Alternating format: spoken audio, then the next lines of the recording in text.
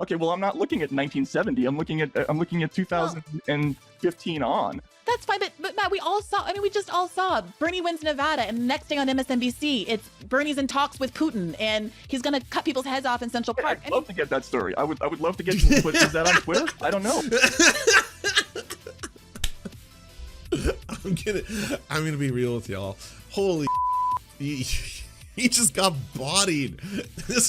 I think this is the greatest Briahna Joy Grade debate I've ever seen in my life. Like, this has been 26 minutes straight of this, of him having to be like, I definitely don't have a bias, I promise you.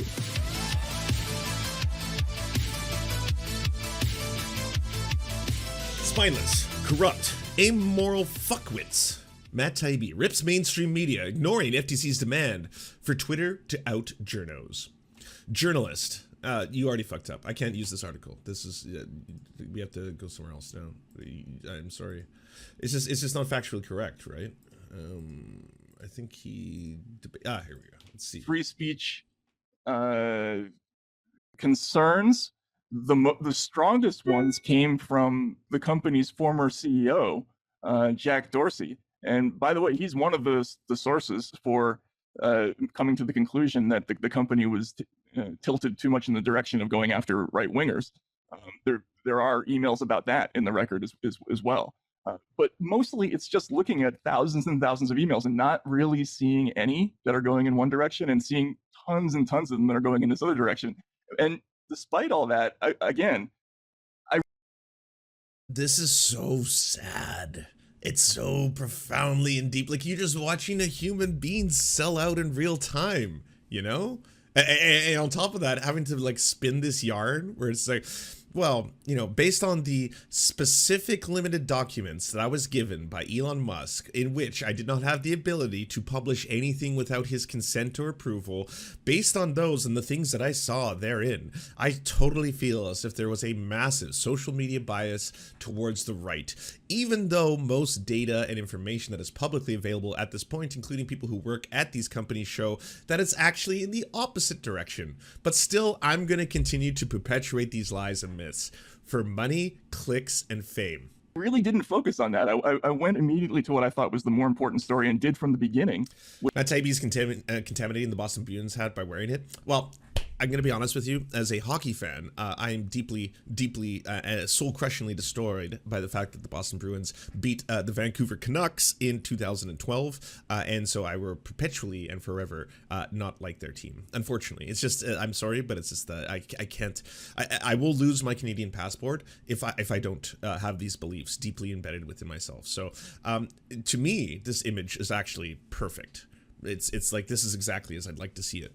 Which was, what is really going on with the digital censorship? Who's behind it? Who's funding it? And how does it work? And, you know, yes, people they're obsessed with this idea that somehow Trump got special treatment. Go check out Lost. Oh, is Lost here? If Lost is here, everyone should go to check out Lost's channel.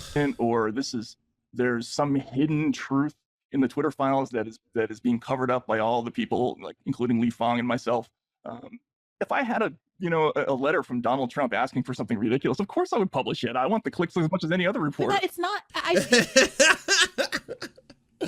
Hell yeah, baby. Get them clicks. Hell yeah.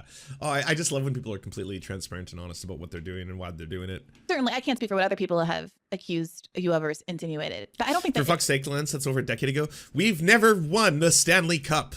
Ever. Vancouver has, and I know some hockey enthusiasts are going to be like, well, actually, Lance, technically, the Vancouver Millionaires, which was an old team that existed before the Great Six, they technically won the Stanley Cup. The Vancouver Canucks have never won the Stanley Cup, all right? The 2012, it was an important moment, okay? And it was also the first time that I ever inhaled, no, the second time I inhaled gas. The cops were firing it on the streets. The city rioted. The city, like Vancouver, does not riot, and a lot of Canadian cities do not riot if it's like gross injustice, inadequate, rights, things like that. They riot when their hockey team loses. That's when Vancouver takes to the streets. It's not like, hey, Indigenous rights are really being destroyed, and there's actually kind of like an act of genocide that we're all participating in. Should we revolt? No. But it's like, oh, your sports team didn't win the silver thing. Oh, wait, we didn't win the silver thing? The thing of silver? We don't get to say that we collectively won the silver thing? Then yes, this city will burn. All will die. Everyone will perish. We will ignite the streets in a glorious fire and then return to a new civilization from the ashes. We will, like, that's what happens. And it's just over the sports games. It's intentional in the least. I have the utmost more than once, I know it. It happened in 1994, and if you look at the 1994 footage of Vancouver, it's totally like everyone looks like they're into Nirvana. Like it's just all the, like, you know, the plaid shirts, the fucking no fears, the ripped jeans, and all this kind of stuff. Everyone's like, yeah, we lost the silver thing. We didn't win the silver thing. Destroy the city, bruh. And then the exact same thing happened in 2012. In 2012, they knew that it was about to happen. And by they, I mean the police. So they actually reinforced a lot of police presence in the city, and they had the resources to start doing crowd control and everything. Didn't change a thing. Just a whole bunch of drunk, rowdy sports fans outside, burnt a cop car. Like, they flipped and burnt a cop car in Vancouver. This had nothing to do with civil rights. It's because we didn't get the shiny thing. That had people, like, angry enough to try and, like, destroy society. To flip cop cars, burn them, make them fucking, you know, burn them to the ground, and start looting. People were looting. People looted. There was all this, like, footage of people who had looted jeans and stuff, and, like they got kicked out of school, and they got, like, shamed publicly and stuff like that, because we didn't get the silver thing. We didn't get the shiny silver thing. We burnt the city to the ground, and we'll do it again. Montreal, by the way, does that when they win. Montreal is so hardcore when it comes to their hockey. The Montreal Canadiens, which, by the way, the Montreal Canadiens is a pretty funny name for their sports team. When they win, they also burn the city to the ground. If they lose, they burn the city to the ground. Oh mon Dieu, on n'a pas gagné. Ah, on va détruire tout. Ah oui, la monde c'est en fait maintenant. Like, it's just like, holy shit, goddamn. in your kind of Montreal rioted when a player got suspended. That's also true. Like, Canadians, what's it gonna take for us to have some civil disobedience for a cause that, like, matters? For like, indigenous rights, land back, Black Lives Matter, you know? I was in, like, 4 different Black Lives Matter protests. There was no destruction. They were incredibly peaceful. Everyone was just like, yeah, this is really shitty that we treat black people this way. And that was the extent of it. A player gets suspended, and it's fucking Joker mode. Like, Canadians go into full Joker mode. It's like, destroy the town, loot all the stores, chaos reigns, nothing matters. It's wild. journalistic integrity and your desire to uncover everything that's newsworthy, and in no way think that you want the outcome or have a bias in wanting to look for an outcome that confirms a kind of preference for a liberal idea. I completely forgot what we were talking about. I just got into a hockey lock, into a Canadians actually go batshit for hockey. Apology, and I certainly feel the same way about Lee, who I admire and respect in all of the same ways. My concern is, here's where it's coming from. I was a corporate attorney for like 6 years. I know, I've heard you say this is about introducing the evidence, right? Yeah, so I maybe I should ask some more pointed questions about what you know about what documents you're actually being given access to, and what kind of document review, like filtration process, has happened prior to your access to the trove that you have access to. Because you've alluded to having access to particular Slack channels, email date ranges, you know, specific email addresses, but in my experience, and again, there's millions and probably billions of dollars devoted to, you know, document review technology and document forensics, and thousands of attorneys across the country who spend years of their lives doing exactly this work, which is to have an eagle eye out for what you're being given in a disclosure and be able to see what isn't there and make sure that your opposing counsel. So I'm a pretty heavy critic usually of Briahna Joy Gray. I gotta be honest, I'm loving the fact that someone finally is saying this to Matt Taibbi's face. Because, like, it's so transparent. It's so blatantly sad that this motherfucker was a PR agent for Elon Musk and then got called out for it. And then when he got called out for it, a whole bunch of people rushed his defense like, no, he's revealing the truth. For it's not for incredible journalist Matt Taibbi, we would never know about how... And it's like, this all seems not only incredibly edited and definitely fan fiction. The whole thing is pushing a narrative. Like Matt Taibbi, you can just see like how many times he soyed and coomed at his own words in the very speech itself, you know? But was this the truth? Nay, they never knew what they were truly revealing, you know? And Elon Musk had to prove every part of it.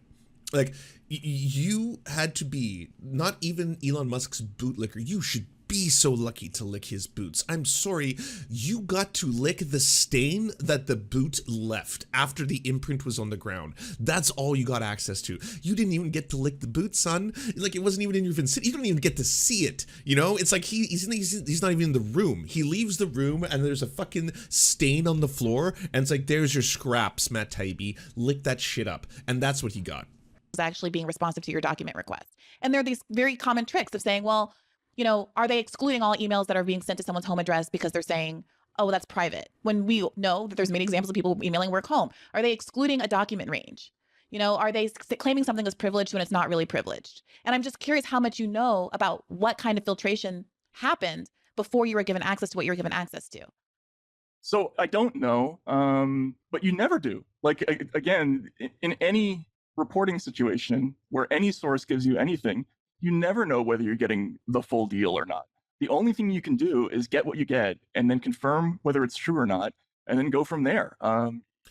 You're under no obligation to write the narrative. The very documents that you released showed that there was a bias for sure. That bias was happening while Donald Trump was the president of the United States. Both the DNC and the RNC were asking for favors. The company had a choice about whether or not it would grant them. There wasn't a, hey, you have to do this or else. Again, these are private institutions, both the RNC and the DNC, and it's things that I am not surprised to have found out. It's what I actually assumed, that of course, powerful corporations, powerful lobbyists, powerful organizations under capitalism are also going to reach out to powerful social media companies to try and influence the things that they release. And if a company is suddenly asking, or an organization is asking, hey, can you possibly just not reveal the picture of, the president or vice president or potential future president's son's penis on the social media company? That falls within your own TOS, by the way. This is technically something that could be considered revenge porn. Can you not publish the penis? We're just asking you to do that. And they're like, okay, sure. Yeah, we're not going to publish the dick. And that's as far as it went. Whoa, shocker. You completely try to frame the whole thing as if it's something that is exclusively granted to Democrats or the DNC or liberals, when it wasn't. Donald Trump was the president of the United States when this was happening. And and just to follow up on that thought, I've really focused on things that are in themselves newsworthy. Like, no matter what other context might appear in the Twitter Files threads, a request from the Digital Forensic Research Lab of the Atlantic Council for 40,000 people to have their accounts reviewed for being suspected Hindu nationalists. That's newsworthy, no matter what. Like, of course it is. Of course it is. But there's a world where that's reported on without the editorial claim that there's a broader trend that cannot be proven with only a sliver of information, right? So that you can say this is a newsworthy instance of a anti-right. I feel like Matt Taibbi's got that thing where you just perpetually rest your teeth on your lip and then it just kind of gets stuck there forever, you know. Bias. And it's the kind of government interference with speech that we should all be concerned about. And I think that's very legitimate. And it's why, especially over at Rising, we've been covering the Twitter Files so favorably this entire time. The only, and I don't want to. 0 Hour Hero. Hey, I just had a friend who doesn't do politics message me and say, Jay, I just saw this line video. It talked about Reagan halfway through. Have you seen these? It's happening. It's happening, everybody. Mind explosions. We have our first mind. A mind has been exploded. It's working. The strangest agitprop. We have a new in. This is how we're going to red pill more people. We've done it. Amazing. Amazing. Hey, first off, that made my day. That was the entire purpose behind all of this. And I hope they had a big dose of shock just to be like, wait, what the fuck? And yeah, I mean, I'm hoping that afterwards they maybe took that and then Googled. They were like, wait, what the fuck? Ronald Reagan's administration sold weapons to Iran during an arms embargo and then used the money from those proceeds to fund the Contras, an anti-communist paramilitary group that was responsible for horrifying crimes against humanity in Nicaragua. What? This isn't real. None of that is real. Oh shit! Crazy. Oh damn! I had no idea. That's the ultimate goal, right? I mean, I'm their friend, so they're inevitably gonna ask me about Reagan, and I get to reenact the scene from Aladdin with the magic carpet, take my hand. That's incredible. I'm so happy. Hey, everyone, better time than ever to go to youtube.com/@mindexplosions, go sub, go like, share the videos, put them into the algorithm. I just want the algorithm to eventually pick them up so that random people who are just like, you know, YouTubing can suddenly like watch a video. And I'm not being disingenuous. I am providing the incredible facts. You will learn a lot about sloths if you watch the sloth video. There's incredible facts about sloths.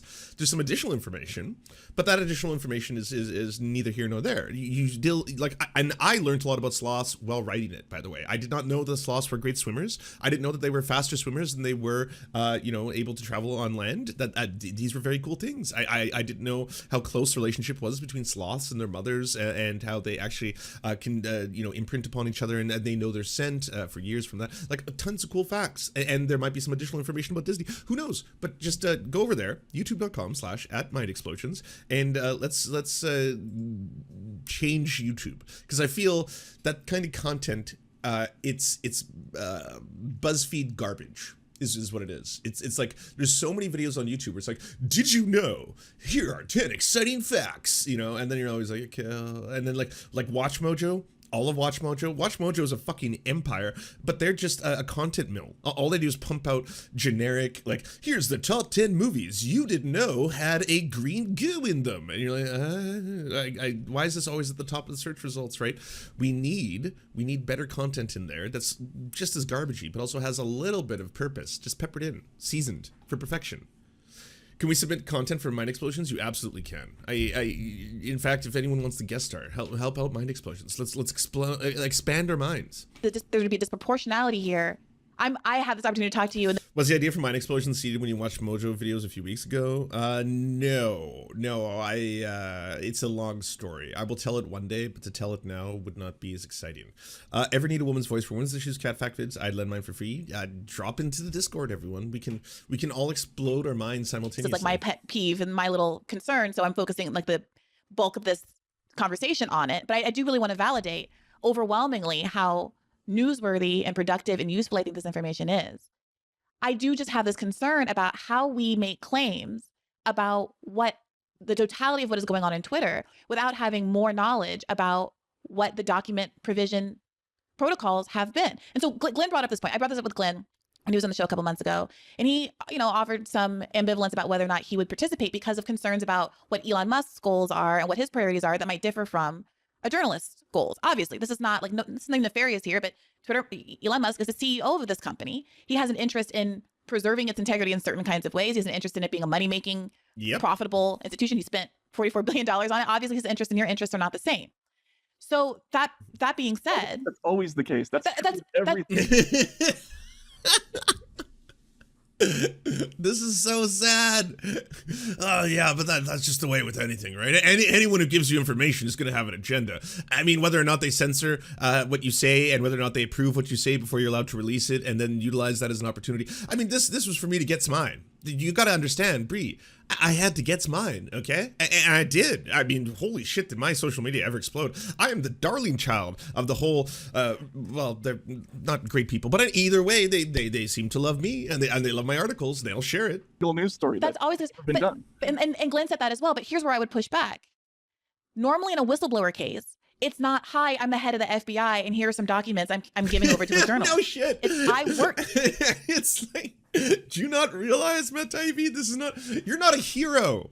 You don't get to be like, oh, no. I'm a whistleblower. I'm a journalist. I'm the only one who's willing to tell the truth. And I was given a very select amount of documents. And then I definitely pretty much made a narrative that tried to show that these documents and the selected little crumbs that I would show everybody was that there is a bias towards the right on Twitter, and that, you know, powerful left-wing corporations, organizations, they get favoritism while Donald Trump was president of the United States. Because I'm a journalist. I'm a hero. For the FBI, I worked for the NSA. I saw things that I didn't agree with, that disagreed with what higher ups in management wanted me to do. And so I'm leaking stuff that they don't want me to leak.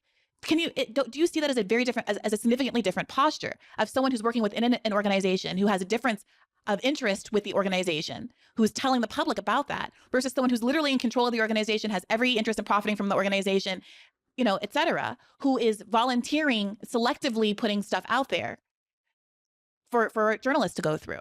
Isn't that a different scenario? Yes, but every source has motives. Every source that you ever work with has motives, and you're always making a calculation every time you do any kind of report. Now, I've done probably a dozen whistleblowers. If the source itself is the one that's dictating what you can or cannot say, yeah, not only do they have motives, but you are enabling their motives, at which point you are basically a part of the exact same problem. You can't be like, I'm a whistleblower. Oh, which whistle did you blow? Well, Elon Musk, the owner of this new company, decided that he wanted to distract a bunch of people from how terrible he is at running this company, and in general, just a massive piece of shit human. So he gave me some shiny keys to dangle in front of all of you. I'm not allowed to show you all of the keys, but the ones that I am allowed to show pretty much paint a narrative that I myself am writing. Journalist. Stories. They're all different. The sources all have different motivations. Some of them are noble, like they do things because morally they can't get behind whatever it is that's going on at the company or in the government. Sometimes people are just bitter because they've been passed over for a promotion or for money or whatever it is. It doesn't matter though. Ultimately, please let me finish. Sure. Ultimately, you're always weighing that versus whatever the newsworthiness is of what you're looking at and what you're hearing about. And you get the stuff, and then you try to confirm whether it's true or not.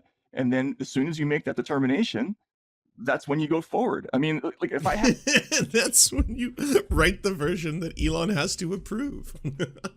had any belief that there was some hidden trove of communications where there was this massive campaign against left-leaning people that I was somehow missing, that there were lists from the FBI that were targeting Democrats. There were people had to point that out to you. It's highly unusual, Matt, that in your own reporting, you seem to be talking about a period in time based on the dates where the president of the United States, the party in power, were the Republicans. The Republicans were in power at the time. It seems like there was a whole bunch of people, let's just say far-right extremists, stochastic terrorists like HARASSMENT, who were getting favoritism. Yeah, Twitter was well aware of the horrifying shit that she was doing, but they were like, hey, before you delete that account, you gotta talk to higher ups. Yeah, that's favoritism. That's showing that libs at TikTok had special privilege. For instance, like that were being passed to people like the lawyer Stasha Cardeal or Yoel Roth or whatever it was. If I thought for a second that there was a realistic chance of that being the case, yeah, of course I would stop doing this story. But there's no evidence of that. It would be so hard to pull off something like that without that being detected in the documents. You would have in the selective documents I was allowed to see. It doesn't exist. It would be impossible. Trust me. I had a selected amount of documents that were given to me by the owner of the company, and then I had to basically cater the way I spread a narrative to his needs. But based on the documents that I was allowed to see, it would be impossible, for someone to have, hid something that, especially from my eye. I mean, you're talking to one of the most astute journalists in human history. Would see some indication of that other thing in the 80 or 90,000 emails that I'm looking at so far. Like okay, so this is already helpful. You're talking about the full trove of emails that you're looking at is 80 to 90,000. So far, yeah, I think so. Yeah. Okay, I gotta say that strikes me as a very small number of emails. Yes. What time period is that from? Most of it is from 2019 to the present. Some of it is. I gotta give it to Matt Taibbi. I'm for the first time in a very long time enjoying Briahna Joy Gray quite a bit. I think it's been since like the Sanders campaign. That was pretty much the last time. Since then, it's just been disappointment after disappointment. But this is pretty fucking fun. This is pretty epic. I'm glad someone is finally saying this to Matt Taibbi's face and just watching him squirm to try and justify half this shit. To be like, there's no way people could could have hid, some kind of a left-wing bias in the emails that I saw. It's impossible. 2016 and 2017, and that's because these are these are bespoke searches that I'm doing. I'm sending out the requests, and then I just get a pile of stuff back. The turnover time is so fast. So that's how this works. So you ask a question, and obviously you might have your own bias or slant, and then you get specific things from them, and the turnover. Oh, it's so cool. It's so like I ask Elon Musk, hey Elon Musk, what do you want me to say? And he's like, I want you to say that the left-wing woke mind virus basically has like this massive bias in Twitter, and I'm gonna reveal it. Okay, cool. And then I get all the documents, just like that. It's so cool. I ask them, and they send me the exact ones that I need for the narrative that I'm trying to craft. I've heard you make this argument before, but the way I don't know what software, I don't know anything about what they're using. But what do you think they're leaving? I mean, it could be theoretically, it could be stuff like privileged information, even though I was told explicitly that I could have privileged information, and I have, and I've published lots of. Man, I love this. He's squirming so much. Documents that say attorney-client communication privileged on them. So for one, I don't think that. Let me tell you what I don't think. One, I don't think that you should. My argument is not that you shouldn't have participated in the Twitter files. Even when I was talking about this with Glenn, and Glenn said, "Well, I might not have participated." My answer was I absolutely would, regardless, because I think it's newsworthy. I have my concerns, but if given the opportunity, obviously I would want to look. But what I'm gonna be real. Just gonna keep it hundo. I too would have participated, but I, after the fact, would have sold everyone out. I would be like, sure, Elon Musk, I'll tweet out the exact series of things you want. And then as soon as that, the Serfs Twitter files dropped, and then right after be like, so Elon Musk told me to do all this. The guy's pushing the narrative. He's a scumbag. Here's all the documents he didn't want you to see, and then just dump the rest of the Twitter files. I'm not going to redact shit. Also, I'm not saying is that I think that, there's necessarily that they went through and said, let me exclude any information, that says we got to go after insert liberal senator. Okay. How did I miss Limp Bizkit released a new song? What? There's a new Limp Bizkit track? Oh no. Yeah, we may have to listen to that later. Again, I think this whole week is new metal themed. What I am saying is that there are probably, I don't know, millions of emails that have been sent and received between Twitter staffers since the beginning of the company, right? Right. That there are untold numbers of Slack messages. There are texts, there are phone calls, which we will never be privy to in all likelihood. And that, given that's the case, I just am hesitant, given the very small, ultimately, number of documents that you have been privy to, I'm just hesitant about the broader claims about what we really know what's going on here. And again, not because I'm particularly interested in what happens to liberals, but because I'm very curious about what's been going on with leftists on these sites. And that's the area of inquiry that I'm very curious about, because there is also an anti-left bias. And we saw what the media narratives were around Bernie Bros, et cetera, both in 2020 and 2016. And there have been any number of instances of left-leaning accounts that have been censored and shadow banned and pulled down and all of these other kinds of things. Loader. And the last thing I would just say is that I understand the argument that whenever you have a leak, whenever you have a whistleblower situation, people have their own interests and biases. But there is a concept in evidentiary law of a statement against interest. Can we please stop using the term whistleblower? This is a rich ass billionaire who bought a company and then was like, I need to distract everyone at how shitty I am as a rich ass billionaire, because then they'll see the true me. Hey, here's a whole bunch of emails. Can you tell everyone that there's a woke mind virus, right wing bias going on Twitter? Spread that narrative. Go forth. That's what this is. This is not an incredible moment in revelations in journalism. It's an exception to hearsay. The idea being, I can say anything. I can come in court and attest to having said something that makes me look good outside of court, right? So I'm not going to let those out-of-court statements stand for what they're supposed to believe in the courtroom. We're going to exclude hearsay. However, if I said something out of court that's against my own interest, it's more likely to be true, because why would I say something that makes me look bad in the context of this case? So if someone overheard me saying, I did it, I killed her, then that's likely to be more admissible because it's a statement against interest. And what I'm saying about the Elon Musk of it all is that he is not in a posture as the person who benefits ultimately, who's in charge of this whole organization, who's ultimately now responsible. Now he's put himself in the seat of the CEO of all the liability and everything that goes on in this company. Everything that he says, there's no statement against interest. There's this presumption for me, unlike a whistleblower who's risking losing their job, you know, all of these other kind of things. That's what a not the whistleblower position is. Elon Musk is in. So I just have more skepticism. It's not to say you shouldn't report on it. That's not. I mean, she's being so nice, but like, he's the owner of the fucking company, Matt. Like, this is not a whistleblower story. It's like, well, I bought this corporation. look at the things that I know. A whole bunch of my political opponents are definitely not going to like. Newsworthy or any of those things. But I feel like there should be more skepticism about what it is exactly that you're being fed and what is being excluded. So, what is it that you think that is being excluded? What do you think? I mean, look, again, I looked at a Slack channel that had the entire content moderation conversation for all the highest executives of the company. How do you know? How do you know that one Slack channel contains the totality of content moderation discussion that happened at the company? The totality of everything that happened in the company, but it's extremely representative. How do you know? I'm not saying it's not true, but like, how can you? I'm like, okay, so I'm not a tech bro. I'm not a Fortune 500 CEO. I have worked for large corporations and companies before. I gotta be real with you. If you think a simple glance at a handful of Slack notes is indicative of, broadly speaking, the sum total of a company's operational fucking conversations, that is so cartoonishly absurd. That's ridiculous. Well, I did see a couple Slack conversations, okay? You gotta trust me on this one. Broadly speaking, in a company with thousands and thousands of employees globally, with literally millions of hours of conversation, these little screenshots that I saw, that was enough to let me know what was going on, okay? It painted the bigger picture. You clown. You make that kind of a claim. This is so wild. Like, this I hope is the end of the entire Matt Taibbi arc.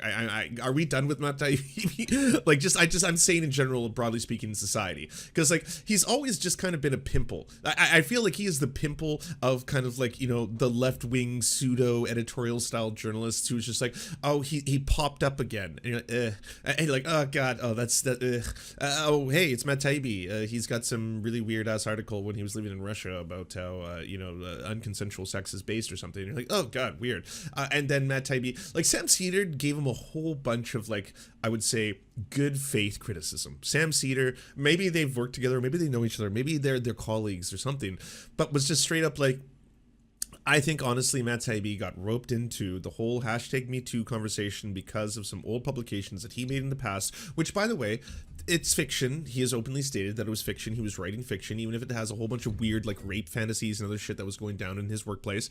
He did not state that this actually factually happened. He said that this was a work of fiction. So that's 100% canon. That's just the reality of the world we live in. But he was roped in at one point in the conversation on an NPR interview as to, you know, during the height of Me Too, hey, by the way, it's really fucked up that you have these weird ass, you know, writing. Like, why did you write about rape fantasies? And writing about that is in no way indicative of someone has either committed acts of sexual assault or is involved in sexual assault or is interested in that kind of stuff. But because of that, that's where Sam Cedar kind of clocked him and pointed out that, like, I think this was where he started down this kind of like, why I'm leaving the left shit. I used to like the left, you know, but they went crazy. Did you see what they're saying? Apparently men can be women, girls can be boys. What the fuck is this? I mean, the left telling us that apparently, you know, men can go into women's bathrooms, men can go into women's prisons. They just lost the plot, and I guess politically homeless. Let's say that I'm lost. Where do I situate myself? You know, on this one end, we've got these leftists I used to respect, but now they're saying things like girls can be boys. They're saying that women can have penises. Who would say that? Who would say women can have penises? Without having access to everything.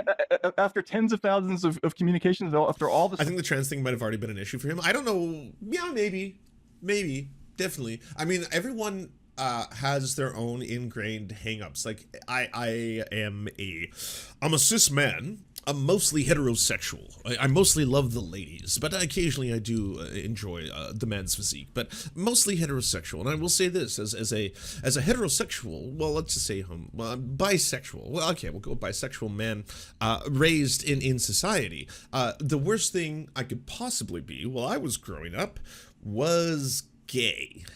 What was, like, if you were gay, that was the worst possible thing on the playground. Well, they call you the F slur, you know, heaven forbid if you were actually gay or actually enjoyed a man's cock or two. But yeah, that was the worst thing you could possibly be in life. It's like, hey, what are you, some kind of gay? It was that or being a woman. Like, the more woman you were as a man, the worse you were. The weaker you were, the gayer you were. It's like, hey, you're being kind of effeminate. I'm being what now? You're being gay. You're being super gay. Stop being. Oh shit! I'm not gay. I love women's vaginas. Why are you doing this? So that reinforces inside you over and over and over, and you build up a lot of biases, and you build up a lot of let's say homophobia, because society is homophobic. Broadly speaking, our current society as it is, I mean, there's a lot more acceptance now than there ever was, but like, broadly speaking, yeah, it's still considered like a default. People still use it. Even people who claim not to be homophobes, even people who claim to be leftists, even people who claim to be allies, use gay equals shitty. You know, although, dude, don't be gay. You know? Dude, you think I'm gay? I don't know. Oh man, that's so gay. Fucking gay. Which is wild. It's wild because, like, gay is awesome. Gay is amazing. Women are awesome. I would assume most heterosexual men also think women are amazing and also think women are gorgeous and beautiful. And they're like, yeah, women are pretty dope. So why is the two things that make you bad, gay or a woman, if you're a dude in society? Like that, like, why is it constantly like, this is one of the biggest fucked up things, and I had to come to my own realizations, I'm sure as many as you have over the years, of like these gendered biases. Why is it that if you show any element of things that we associate with being a woman, such as empathy, are you empathetic? Emotion, are you gonna cry? Are those, is that liquid water coming out of your eyes? Do you know how gay that is? That's so fucking gay. Why is gay water coming out of your gay eyes, you gay? Like, why is that the default? Why do we have to consistently vilify people for either being, you know, part of what most heterosexuals consider to be amazing, awesome, incredible? Like, the thing with dudes is that they're always, like, so horny. They're always so into the ladies. But at the same time, they're going to think that you are shitty if you are in any way, shape, or form a woman. Yeah. If you are feminine. If you act feminine, you're either gay or you're shit. One of those two.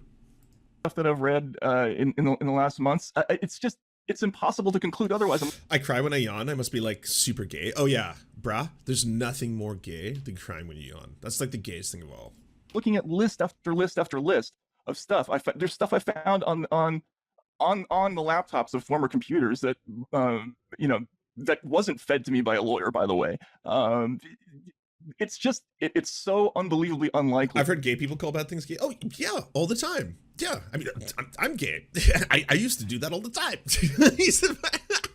That there would be some other narrative that I'm missing. Mostly straight. If anything, you know, I think I undersold 75% straight. The, you know, certain aspects of the story because I missed how connected some of these actors were, right? And I'm not sure I understand what your objections actually are, because no matter what Elon Musk's interests are, no matter how few statements against interests there might be in this reporting, the stuff about the FBI and the DHS and the CIA and the other government agencies, the stuff's all true. It's all historical.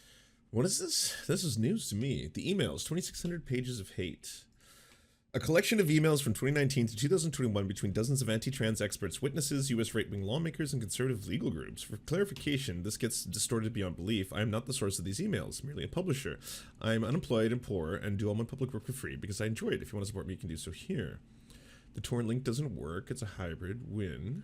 Laughing my ass off. So unless they've taken formal steps to reclaim their birth sex and denounce gender ideology, please don't endorse or indulge these persons or contribute to the Blair White types profiteering from this type of behavior. Oh, is this like a massive leak? A dump? I don't have the resources or time to go through 2,600 emails and find the juice, but I'm guessing within a day or two, we're probably going to... the fourth largest furry con in the world. Actually, it's a leak of anti-trans people talking. It's the same hacker that found the no-fly list. Well, hey, if someone has a link to an article where someone has like found the juice, the slurp, I'm totally down with reporting on the slurp. So basically what I'm saying is give me the slurp juice.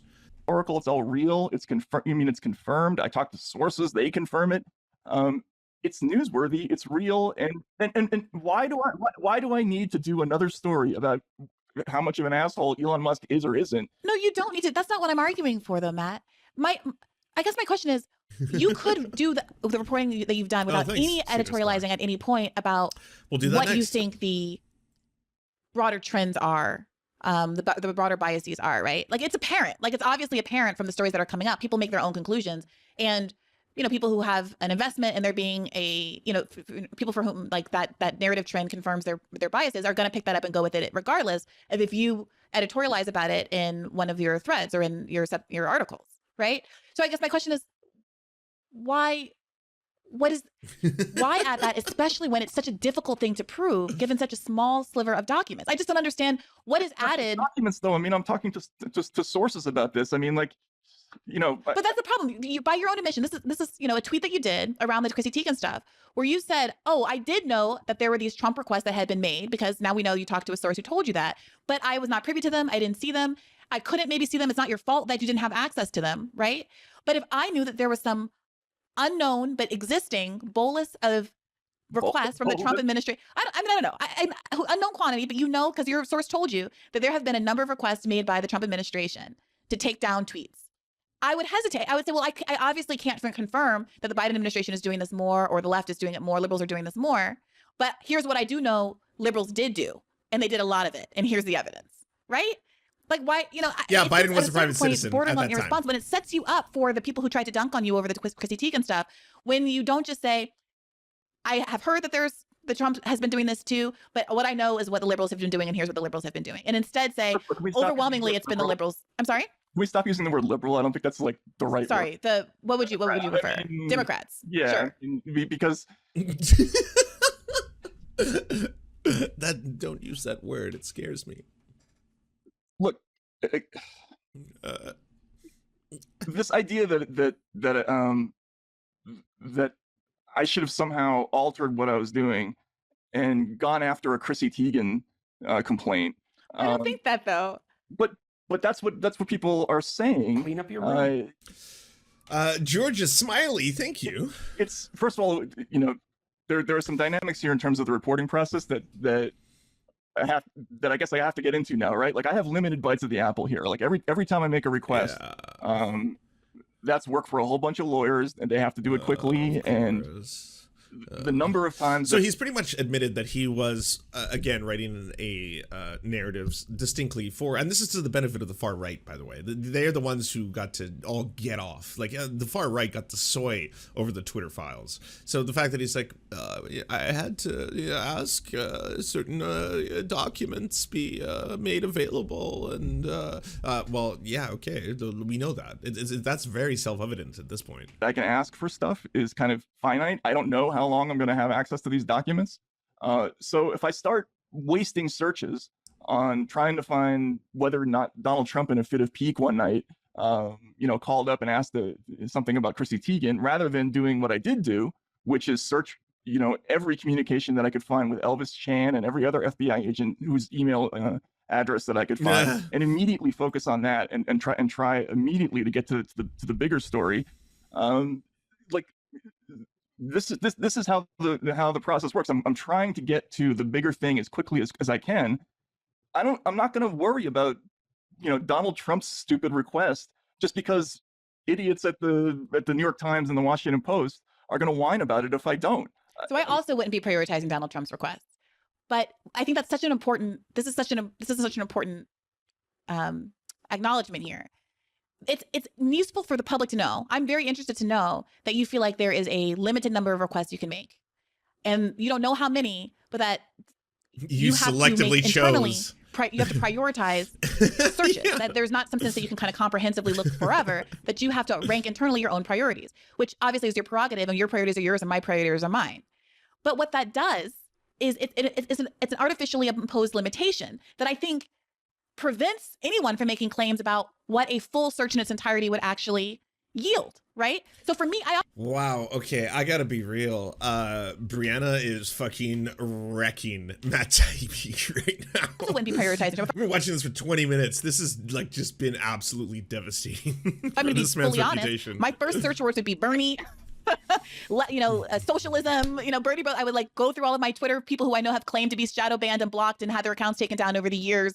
And I would look for requests for Hillary Clinton and some of the pedophile disclosures about what journalists they thought were friendly and all this kind of stuff. And that's what I would be searching for, because that's my priority. I'm not saying it's the most important thing in the world. I'm not saying it's more important than what you've been searching about in terms of FBI interference. It probably is not.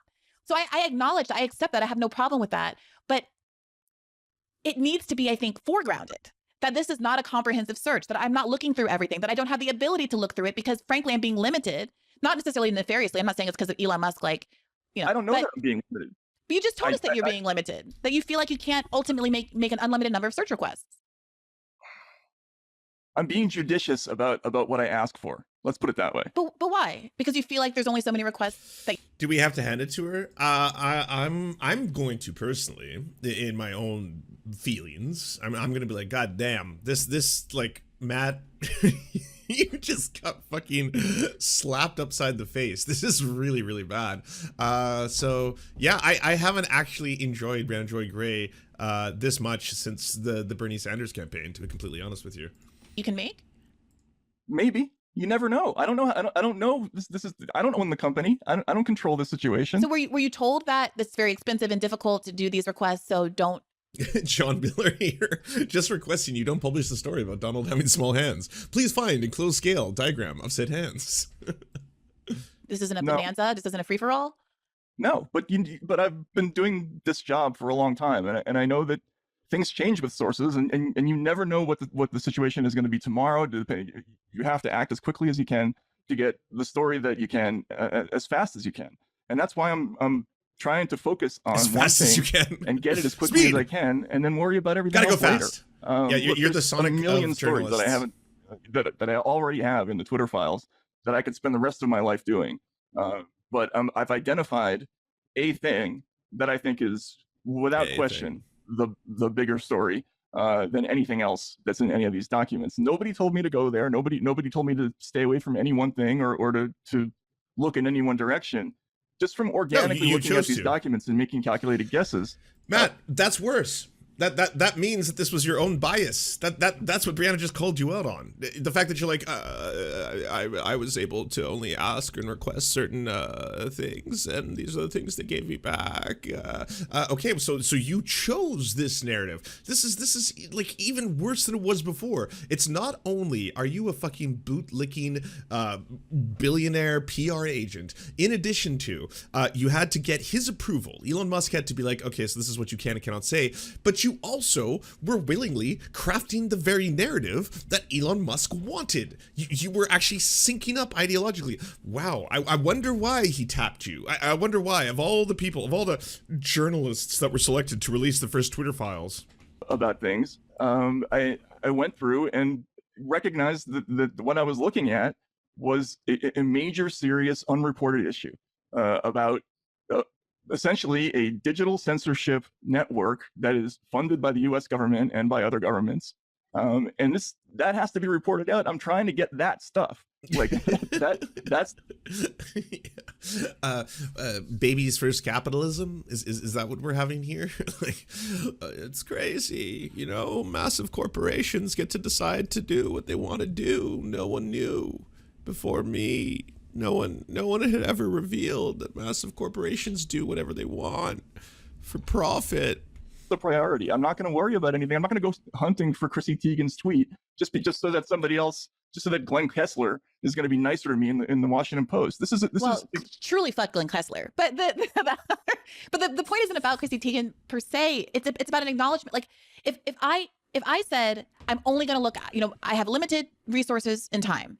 I'm only going to look at things pertaining to FBI intelligence agency influence on this social media company.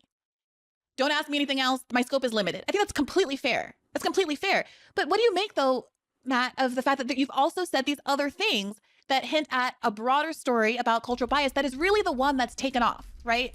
like when I see, conservative sites talking about this, yeah, sometimes it's like the FBI is doing this and that and the other, but oftentimes there's this far-ranging anti-right-wing bias, which I don't have a problem with, except for I think that the story is there is an establishment bias against more fringe populist parts that include, yes, the right, but also the left. It's a nuanced point, but I think that it's important. But the reason you're seeing more of this against the right than the left is that the left is toothless and no threat to anybody, whereas the right is actually scary to the national security establishment because of Brexit, because of Trump, and because of other things.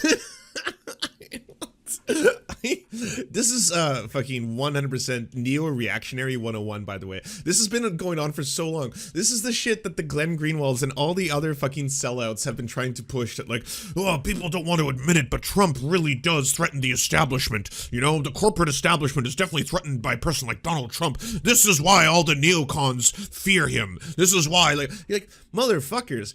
Trump was already the president, so we already have a record of what Trump would do if he was the president. And as the president, one of the most significant things Donald Trump did, I would say, in finance, was give corporations massive ass tax breaks, was to increase all of this shit. These are not threats to the establishment. These are gifts. These are fucking gifts, okay? There's no fear to corporate America from the right. If anything, the march towards fascism is because it needs to secure capitalism. Capitalists, if they're getting worried at the fact that, like, well, there's a lot of economic instability, kind of seems like having 26 white men own half the wealth of the planet isn't a very stable system. Kind of seems like a whole bunch of people, corporations, individuals who are incredibly wealthy, not pay taxes doesn't really let the system work. We seem to have these problems that come up over and over and over again. What's this? Recession? Depression? Recession? Depression? Why does the system that is supposed to work and operate and function keep collapsing every 5 to 7 years? Something is inherently wrong. Should we fix it? Nah. Let's go the opposite direction. Why don't we have kind of like a totalitarian dictator takeover, and then they can other a whole bunch of groups. Let's say, trans people. Yeah, trans people. We'll vilify trans people, go after them, and then pretend that those are the cause of everyone's problems. Meanwhile, we can secure the bag. That's going to be the plan, you know? If that's true, Matt, why is it that 85% of all FBI action, FBI activity, has been historically focused on the left? The billionaire class is like, I am so sick of the... Glenn Greenwald did this the other day. He tweeted out where he was just like, the neocons and the right-wing establishment doesn't want to admit that, Donald Trump, they see him as a threat, blah, blah, blah. I was like, are you still selling this Kool-Aid? Is it valuable? Is this worth anything? Because it feels like fucking its value should be lint. At this point, going forward and being like, oh yeah, Donald Trump is really gonna shake up the system, drain the swamp. No, he's going to sell out America and by proxy the rest of the world to the richest amongst the ruling class. That's, of course, he doesn't even believe half the shit that he talks about. Do you think that motherfucker has read the Bible? He holds it upside down. He doesn't know shit about the Bible. Why do you all believe this? And why? Oh, money. You're selling this because of money, because you are also securing your bag. That's why the Glenn Greenwalds, the Matt Taibis of the fucking world are all just trying to push this narrative like the only genuine threat to the establishment is, Donald Trump and right-wing conservatives at this point. Talking about the right now contemporary. Yes. Okay, well, I'm not looking at 1970. I'm looking at 2015 on. That's fine, but Matt, we just all saw Bernie wins Nevada, and the next day on MSNBC, it's Bernie's in talks with Putin, and he's gonna cut people's heads off in Central Park. I'd love to get that story. I would love to get. Is that on Twitter? I don't know. I'm gonna be real with y'all. Holy shit. He just got bodied. I think this is the greatest Briahna Joy Gray debate I've ever seen in my life. Like, this has been 26 minutes straight of this, of him having to be like, I definitely don't have a bias, I promise you. Well, I mean, I've certainly looked for it. Tell me more about looking for it. I mean, what kind of searches have been done to try to investigate what was going on at Twitter around some of the Bernie bot, Bernie bro narratives in 2016 and 2020? Let's just say that I've searched for anything involving the government and claims about Russia. And Bernie? No, not Bernie specifically, because I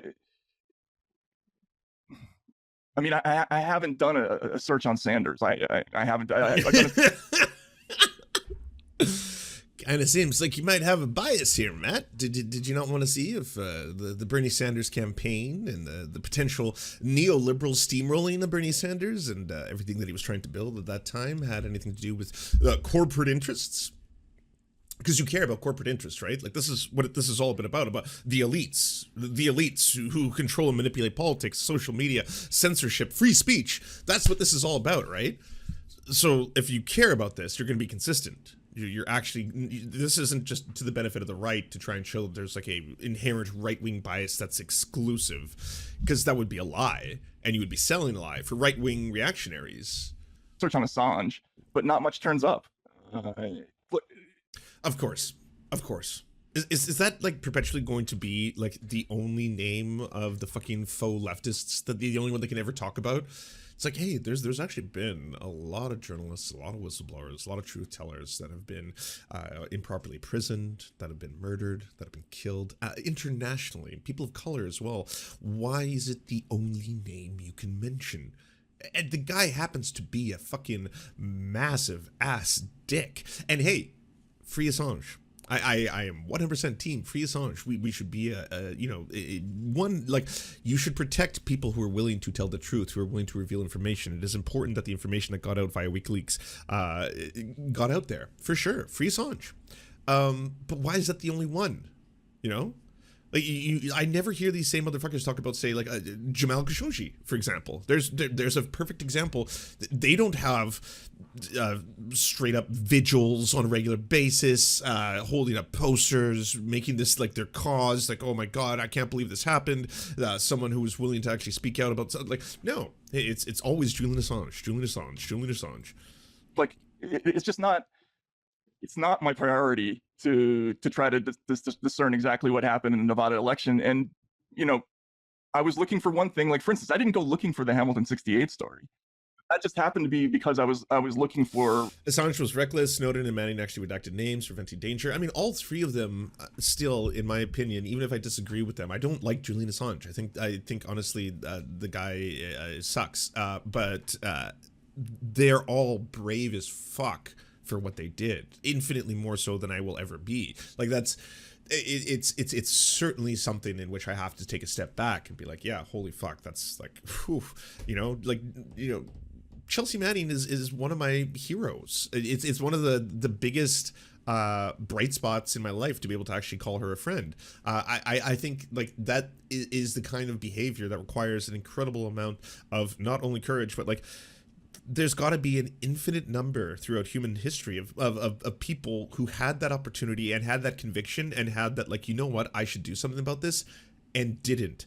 There's only a few Chelsea Mannings. There's only a few Julian Assanges. There's only, like, in each one of those cases, there's only a few Edward Snowdens. And I can profoundly disagree with both Edward Snowden and Julian Assange's, like, modern day politics, all that kind of stuff. But, like, I can't take away the fact that, yes, I think that people who are willing to either be whistleblowers or to tell stories that are in the public interest, to expose the corruption of their own governments, that's fundamental to democracy.